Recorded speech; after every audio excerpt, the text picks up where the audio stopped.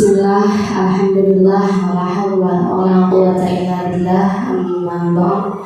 Yang terhormat Bapak Sultan SDDSD selaku Kepala SDN 3 Mulyowo, segenap dewan guru yang saya hormati, yang saya banggakan, dan kepada peserta diskusi hari ini yang saya banggakan. Bersyukur kehadirat Allah Subhanahu wa Ta'ala yang telah melimpahkan kesehatan, sehat walafiat, jasmani rohani, sehingga pada kesempatan hari ini kita dapat bertemu dalam acara diskusi visi dari sekolah SDN 3 Mulyowo. Shalawat salam senantiasa tercurahkan kepada beliau Nabi Agung Muhammad Sallallahu Alaihi Wasallam. Semoga kita terpilih menjadi umat mendapat syafaat yaumul qiyamah. Amin ya rabbal alamin. Langsung saja, marilah kita buka acara pada pagi hari ini, hari Senin tanggal 3 Oktober 2022. Kita buka dengan bacaan basmalah bersama-sama. Saya hantarkan Bismillahirrahmanirrahim.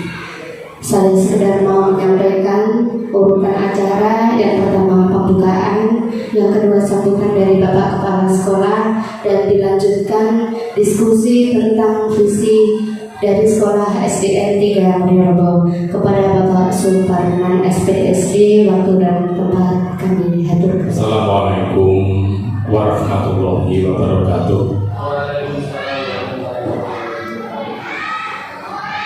Alhamdulillahirabbil alamin wa bihi nasta'inu ala umuri dunya waddin.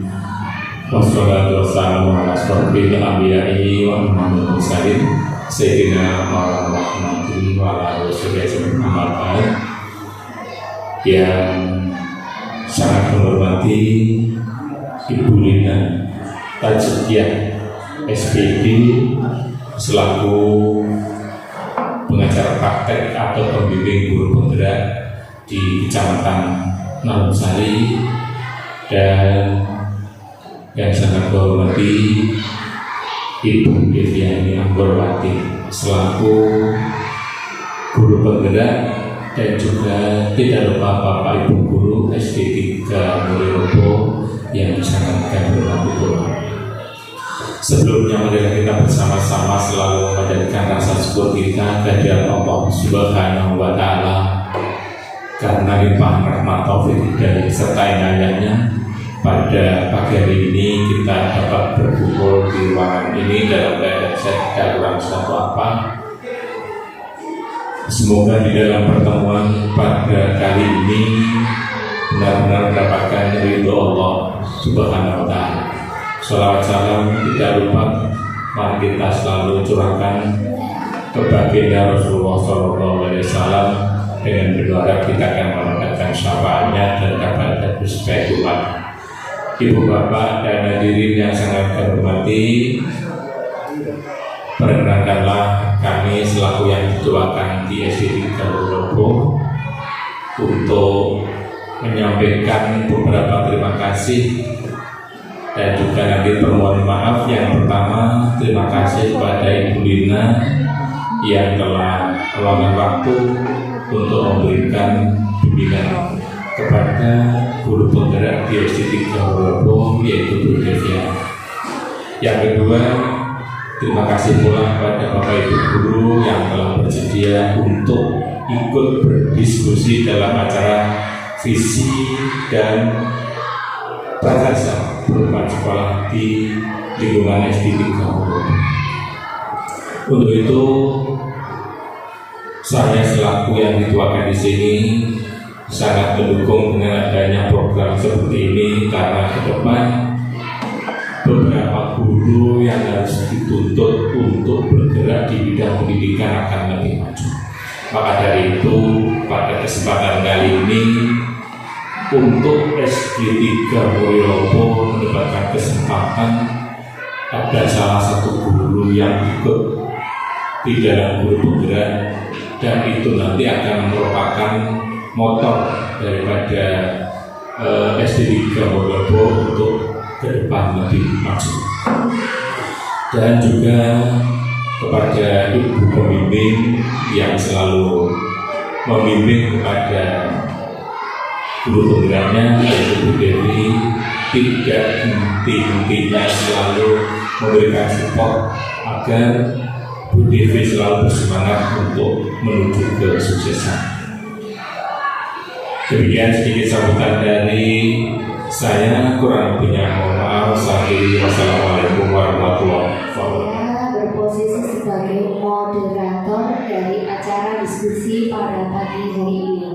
Untuk selanjutnya nanti pimpinan diskusi akan dipimpin langsung oleh calon guru penggerak, yaitu Bu Deviani Anggorowati SPD. Setelah itu nanti, setelah hasil diskusi, setelah hasil selesai, silakan berikan umpan balik kepada peserta diskusi sebagai bukti refleksi kegiatan kita pada pagi hari ini. Monggo saya haturkan kepada Ibu Deviani untuk memimpin langsung acara diskusi pada pagi hari ini. Kepada Ibu Deviani Anggorowati SPD, waktu dan tempat kami haturkan. Assalamualaikum warahmatullahi wabarakatuh. Kepada Ibu Lina selaku pengajar praktik yang saya hormati, kepada Bapak Suparman selaku Kepala Sekolah SD Negeri 3 Lopo yang saya hormati, serta Bapak Ibu guru hebat yang ikut dalam diskusi tentang visi dan prakasa perubahan sekolah yang saya hormati. Marilah kita panjatkan puji syukur atas kehadirat Allah Subhanahu wa Ta'ala yang telah melimpahkan rahmat, hidayah serta inayahnya kepada kita semua sehingga kita bisa berkumpul pada acara pagi hari ini, yaitu visi dan prakasa perubahan sekolah terutama SD Negeri 3 Lopo.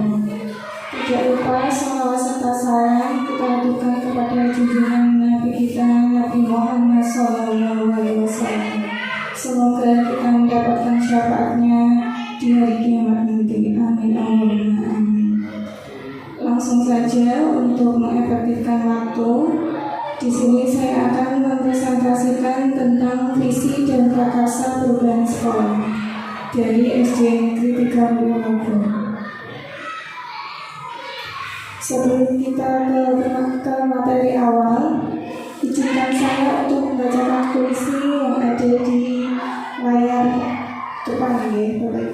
Puisi berjudul tentang Aku Melihat Indonesia, karya Insinyur Soekarno.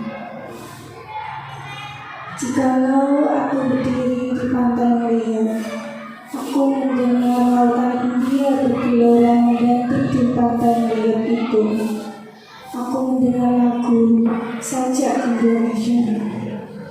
Jikalau aku melihat sawah-sawah yang menguning menghijau, aku tidak melihat lagi batang-batang padi yang menguning menghijau. Aku melihat Indonesia.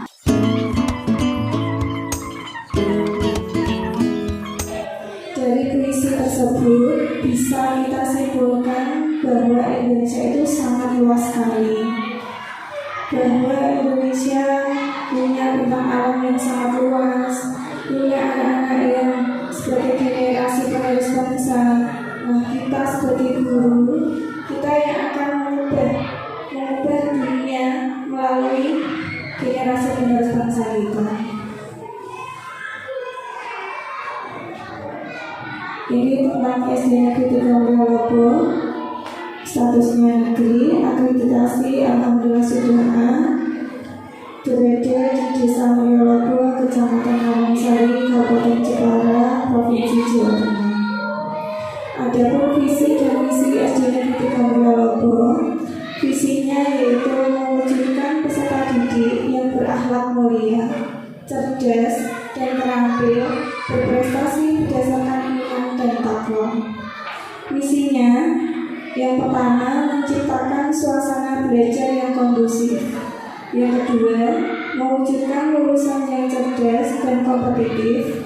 Yang ketiga, meningkatkan kompetensi siswa agar mampu bersaing untuk melanjutkan ke jenjang pendidikan yang lebih tinggi. Yang keempat, membina hubungan dengan seluruh stakeholder, orang tua murid, lingkungan sekitar guru dalam membentuk lulusan yang berkualitas. Apakah visi sekolah saat ini sudah menggambarkan dengan jelas impian dan cita-cita yang ingin kita capai dari murid kita? Ada yang membuatnya. Cita-cita kita ke siswa itu sudah sesuai belum sama visi dan misi? Sama ya. Ya, kita juga menginginkan siswa yang cerdas. Kalau belajar juga kondusif, sudah sesuai ya. Apakah visi tersebut sudah menunjukkan hal yang diharapkan menjadi pembeda antara murid di sekolah kita dengan murid di sekolah lain? Misalnya SD kita ini kan SD kampus, ada 4 SD. Nah, apakah visi misi ini sudah berbeda dengan SD-SD lain, Pak? Berbeda sekali. Berbeda ya. Pasti setiap sekolah itu memiliki visi dan misi yang berbeda karena tujuannya pun juga berbeda.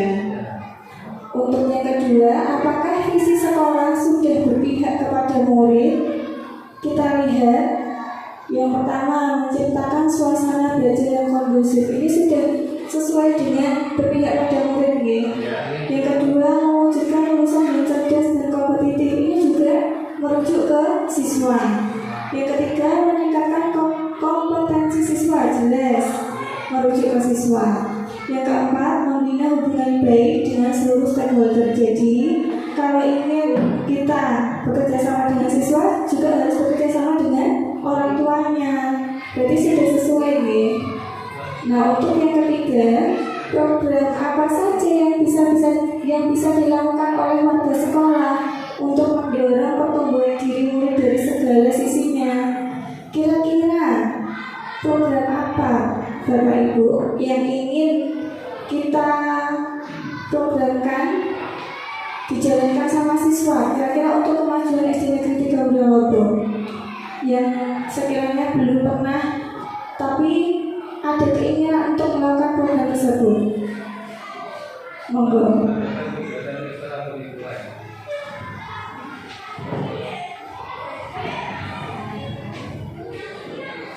Terima kasih kepada Bu Devi untuk kegiatan yang ketiga ini berkaitan dengan kemajuan kepada murid SD Negeri Lobo.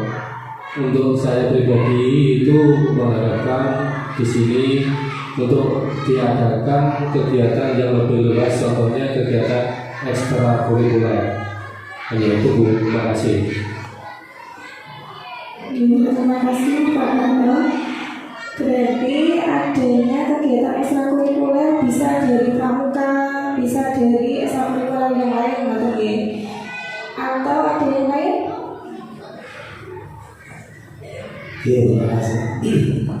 Bagi saya, mungkin kita punya masukan yang berbeda. Kalau bagi saya untuk kelas 1, terutama kelas rendah, kita itu memikirkan anak sedemikian rupa sehingga kita menyangkut pautkan atau mengikut sertakan dengan orang tua. Caranya bagaimana? Orang tua, wali murid biasanya yang masih kelas rendah itu kalau bisa dikumpulkan, nanti kita bagaimana supaya kita bisa mengambil kesimpulan anak itu bisa di rumah itu bisa ikut belajar. Jadi orang tua untuk mendampingi anak-anak kita yang kalau di rumah. Bagaimana caranya? Kita mendatangkan dari wali murid ke sekolah, kita bina bagaimana cara mengikuti siswa di rumah supaya belajar dengan baik. Itu adalah salah satu ide dari saya. Gitu. Terima kasih Bapak Karyono. Jadi masukan yang luar biasa. Jadi kita itu bisa memberikan sosialisasi kepada wali murid, khususnya anak kelas 1 dalam mendidik saat di rumah, membimbing di rumah. Ada lagi?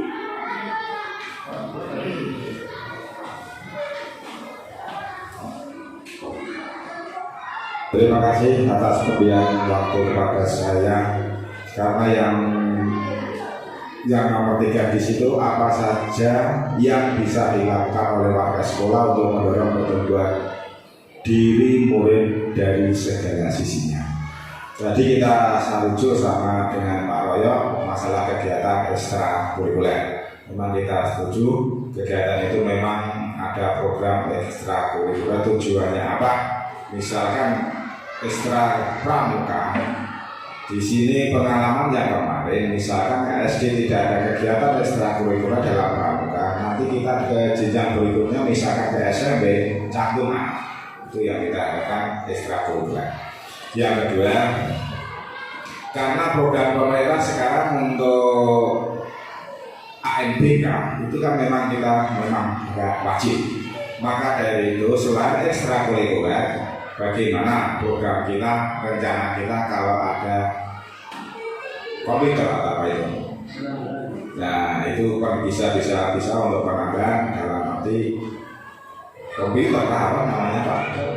Nah itu nanti anak-anak juga bisa melaksanakan kegiatan seperti itu sedini mungkin. Itu program-program dari sekolah kita, seandainya memang kita ada anggaran dan dananya. Itu hanya secara tambahan dari saya. Terima kasih. Ya, terima kasih Bapak Asnawi. Jadi tadi dari awal tambahnya tentang ekstrakurikuler bisa dari pramuka, terus kemudian ditambah lagi ekstrakurikulernya tentang mungkin bisa jadi tentang pembelajaran berbasis IT, Nah, jadi biar siswa itu tidak kaget tentang teknologi, tidak hanya gadget saja yang bisa dipelajari dia, tapi laptop juga bisa, karena kedepannya tentang ANBK itu setiap tahun selalu ada, Terus yang ketiga dari Pak Paryono itu tentang sosialisasi kepada warga sekolah, terutama anak kelas rendah, untuk membimbing siswa-siswanya, membimbing anak-anaknya saat di rumah. Kebanyakan kan anak zaman sekarang itu lebih ke manja atau Pak ke orang tua. Jadi ketika kita ajar di sekolah pun juga ke bawah sifat manjanya tadi. Ini bisa untuk didiskusikan ya. Apalagi nanti kalau misalnya dijalankan malah lebih baik. Ini baru rencana ya Pak. Nah untuk selanjutnya saya mengajak untuk berdiskusi bersama tentang teks rumpang. Nah mari kita jawab bersama-sama. Untuk yang pertama, kita memimpikan murid-murid yang bagaimana Bapak Ibu? Ada yang ingin jawab?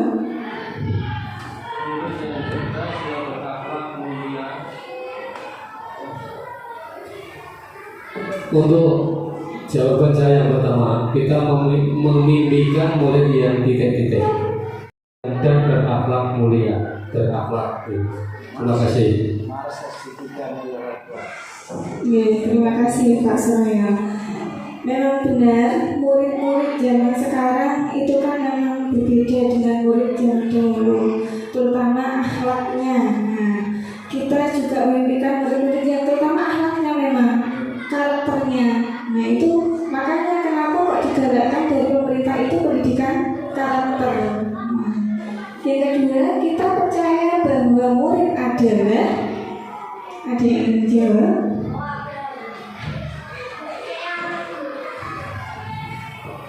Baik, untuk pertanyaan yang kedua terkait dengan kondisi murid kita, bahwa kita percaya murid itu adalah sesuatu ataupun anak yang masih bersih, masih putih. Bagaimana kita bisa mempoles, bagaimana kita bisa memberikan arahan ataupun memberikan pengajaran, karena bagaimanapun juga bahwa murid kita itu adalah semuanya mempunyai kemampuan yang sama sebetulnya. Kita tinggal bisa memoles bagaimana agar anak itu bisa menjadi lebih baik. Terima kasih. Terima kasih Bapak Suparman. Jadi kita percaya bahwa murid itu sejatinya unik, Bapak Ibu. Tidak ada yang bodoh, tidak ada yang kurang. Mereka memiliki karakteristik yang berbeda-beda.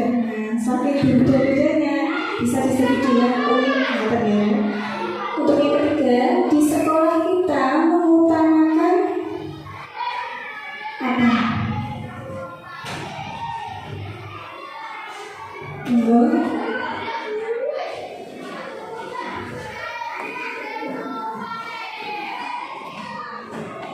Nomor 3, di sekolah kita mengutamakan apa? Ya, dengan di sekolah kita mengutamakan masalah tata tertib, kedisiplinan dalam hal aturan yang ada di sekolah. Jadi di sekolah kita mengutamakan apa? Kedisiplinan atau mentaati tata tertib yang ada di sekolah. Gitu. Terima kasih Bapak semuanya tentang tata tertib, baik itu guru maupun siswa. Untuk yang keempat, murid di sekolah kita sadar betul bahwa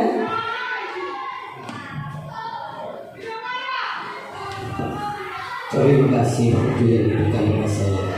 Empat, murid di sekolah kita sadar betul bahwasanya murid itu adalah harus kita bukti karena dia adalah manusia ciptaan Allah, di mana dengan murid yang ada di sekolah kita pertama kita bimbing masalah yaitu akhlak budi pekerti yang mulia, yaitu terutama tentang bagaimana cara dia bisa menjadi orang yang soleh dan solehah, yaitu melalui ajaran sholat dan berdoa. Kenapa? Pedoman itu dengan adanya sholat dan berdoa, anak akan menjadi tertib, akan menjadi berbakti, akan menjadi takwa, dan akan menjadi anak yang berguna bagi nusa dan bangsa. terima kasih Bapak SMK. Untuk yang keempat, murid di sekolah kita sadar betul bahwa setiap murid itu memiliki pandangan dalam beragama itu lebih kuat. Bisa disebut dengan soleh atau solehahnya siswa. Ketika fondasi agamanya kuat, otomatis sifatnya juga mengikuti. Untuk yang kelima, kita warga sekolah di sekolah ini yakin untuk kita warga sekolah di sekolah ini yakin untuk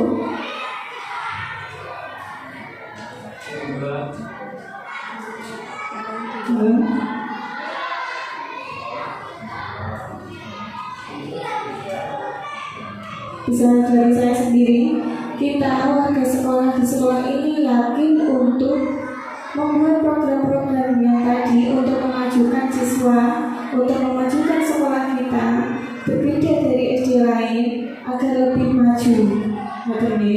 Untuk yang keenam, saya dan guru lain di sekolah saya paham bahwa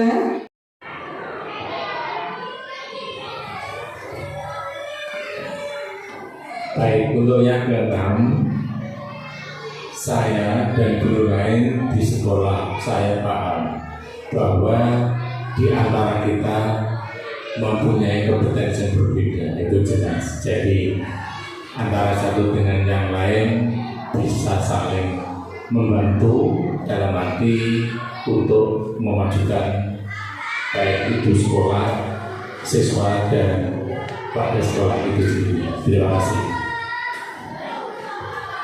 Terima kasih Bapak semuanya. Saya dan guru lain di sekolah saya paham bahwa setiap guru itu memiliki potensi yang berbeda. Karena memiliki potensi yang berbeda, makanya bisa untuk saling melengkapi, saling membantu demi kemajuan SD Negeri 3 Mliobo.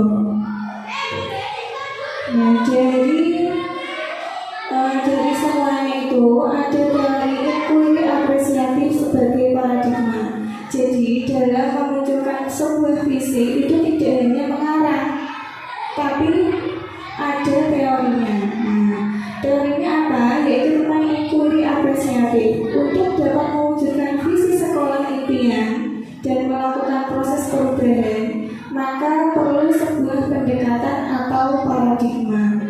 Pendekatan ini dipakai sebagai alat untuk mencapai tujuan. Paradigma yang dimaksud adalah inquiry apresiatif. Apa sih itu inquiry apresiatif yang sering kita singkat dengan IA? Nah, IA dikenal sebagai pendekatan manajemen perubahan kolaboratif dan berbasis kekuatan. Konsep IA ini pertama kali dikembangkan oleh David Corbrider dan Whitney tahun 2005 dan Abel dan McGrath tahun 2016. Dalam implementasinya, IA dimulai dengan menggali hal-hal positif. Nah, kita gali-gali hal-hal positif yang ada di SD kita. Misalnya tadi program-program ekstrakurikuler, itu kan hal-hal positif ya. Terus sosialisasi kepada warga sekolah itu juga hal-hal positif. Nah, keberhasilan yang telah dicapai dan kekuatan yang dimiliki organisasi sebelum organisasi menapak pada tahap selanjutnya dalam melakukan perencanaan perubahan di sekolah. Pendekatan IA dapat dimulai dengan mengidentifikasi hal baik apa yang telah ada di sekolah. Ya, di sekolah itu sudah ada apa saja. Misalnya sudah ada kebiasaan positif, berdoa sebelum pembelajaran, kegiatan upacara, kegiatan hal-hal yang positif itu kan sudah ada. Kita mencari cara bagaimana dapat dipertahankan hal-hal yang positif itu lagi. Kemudian menunjukkan strategi untuk perubahan ke arah yang lebih baik lagi. Nah, untuk inquiry apresiatif sebagai pendekatan, kemudian pendekatan tersebut itu melalui tahapan BAPJA. BAPJA adalah gubahan tahapan inquiry apresiatif sebagai pendekatan manajemen perubahan yang pertama kali diperkenalkan oleh Corbrider ke dalam langkah update, discover, create, decide, deliver. Yang kemudian dalam praktik selanjutnya, tahapan discover dipecah menjadi define dan discover. Nah, untuk tahapan BAPJA sendiri, B itu buat pertanyaan. Kita membuat pertanyaan terlebih dahulu. Sekolah ini tuh butuh apa saja sih? Kita gali pertanyaan yang ingin kita kembangkan ya di sekolah ini. Kemudian A, ambil pelajaran. Nah, dari pertanyaan tadi kita dapat mengambil pelajaran apa saja, apa manfaat yang bisa kita dapatkan ketika kita akan melakukan hal yang tadi. B, A, terus G, dari mimpi. Nah, jadi sebuah visi itu berawal dari imajinasi, impian kita. Kita bermimpi siswa ini akan menjadi seperti apa. Kita ingin siswa kita ini bagaimana. Nah, dari impian itu, kemudian kita jabarkan rencana. Oh, jika ANBK itu supaya sukses, kita inginnya seperti itu, kita jabarkan. Harus diadakan ekstrakurikuler, harus diadakan latihan mandiri, latihan simulasi, misalnya seperti itu. Kemudian atur eksekusi, kita terapkan. Tadi yang sudah dijabarkan, kita terapkan. Kemudian kita refleksikan, apakah sudah sesuai, apakah mengalami kendala, atau manfaat yang diperoleh sangat banyak. Nah, seperti itu ya. Dari BC ini kita bisa membuat visi sekolah. Dari buat pertanyaan, ambil pelajaran, dari mimpi, jabarkan rencana, kemudian atur eksekusi. Demikian dari presentasi saya. Apabila ada salah kata, mohon maaf yang sebesar-besarnya. Untuk presentasi kali ini saya tutup. Saya akhiri. Wassalamualaikum warahmatullahi wabarakatuh. Untuk refleksi dari sisinya SDW 3 Moyologo, visinya sudah bagus, misinya juga sudah berpihak kepada murid. Cuma di dalam visi misi tersebut banyak sekali angan-angan yang belum terrealisasi, karena memang dalam perwujudannya butuh kolaborasi dari panjenengan semua. Saya yakin kompetensi kemampuan yang ada itu bisa dibina sebagai untuk Bapak Kepala Sekolah sekaligus memfasilitasi tentunya, karena tidak mungkin hal itu terjadi tanpa fasilitas yang ada.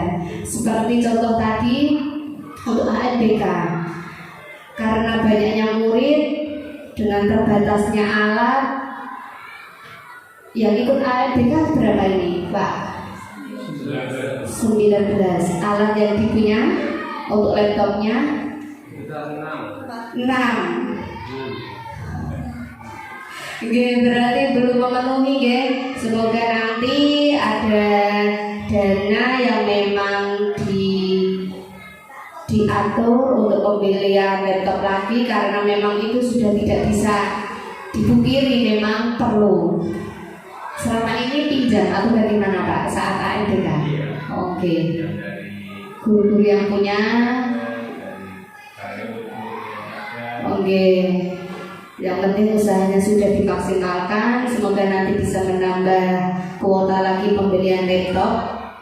Dan yang disampaikan oleh Pak Yasminto memang itu betul sekali. Karena intinya untuk menjadikan anak yang soleh-solehah itu yang pertama memang sholat, itu saya setuju. Karena dengan apa? Sholat itu memang adalah salah satu amalan ibadah yang pertama kali ditanyakan. Karena saking pentingnya itu pun memang harus yang pertama kali kita ajarkan. Saya itu kalau di TK tidak pernah ngajar di kelas, tapi khusus saya memang praktek sholat. Tiap hari anak-anak saya itu kayak waktunya cukup 10 menit. Dan dalam waktu Juli, Agustus, September, bacaan-bacaan sholat alhamdulillah sudah bisa.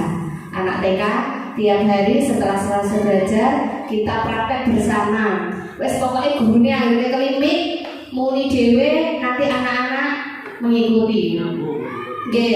Saya itu yang penting mic-nya banter, wes tinggal mancal, saya matur, anak-anak akhirnya itu bisa. Cuma harus memang bersama-sama, itu alhamdulillah juga bisa. Dan untuk dari yang pertanyaan ketiga tadi, di sekolah kita mengutamakan apa? Tata tertib sekolah. Itu juga betul, karena sekarang anak-anak kalau tidak dikencengi itu nanti itu Pak, sakarepe dhewe. Kita sebagai guru, apalagi Yun Sewu, ini warga Muryolobo yang termasuk saya itu istimewa. Karena saya kemarin itu mengalami sendiri saat yang PI 1 ada mbah-mbah jemput putune kadesir. Dek ayo rampok, yuk urut berdoa kok mbah. Berdoa dhewe ra wis ning omah. Saya itu Allahu Akbar. Mbah kok dongane dhewe ning omah to, rak sareng guru tak elokke ngoten. Nah, akhirnya anaknya dikentosi saat berdoa pulang dulu. Dilihat dari itu, saya itu sempat berpikir, wali sepuh, wali murid seperti ini, bagaimana dengan putra-putranya? Betul sekali yang disampaikan Pak Karyono, komunikasi dengan wali murid untuk kelas rendah itu sangat penting. Kita manfaatkan, maksimalkan WA group. Kelas 1 yang pegang siapa Bu? Oh Bu Devi, berapa murid barunya? Alhamdulillah 33, ini luar biasa untuk kelas 1. Yang notabene-nya itu kalau di kelas 1 pertama yang kurang itu pasti baca dan tulis.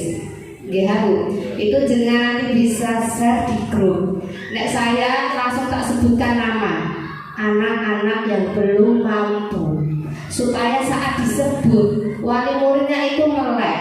Tapi anak-anak yang belum bisa baca, ayo belajar di kelas, tidak mempan. Sebutkan. Nanti mempan foto. Ini loh yang tidak bisa baca, mohon pengertiannya untuk didampingi.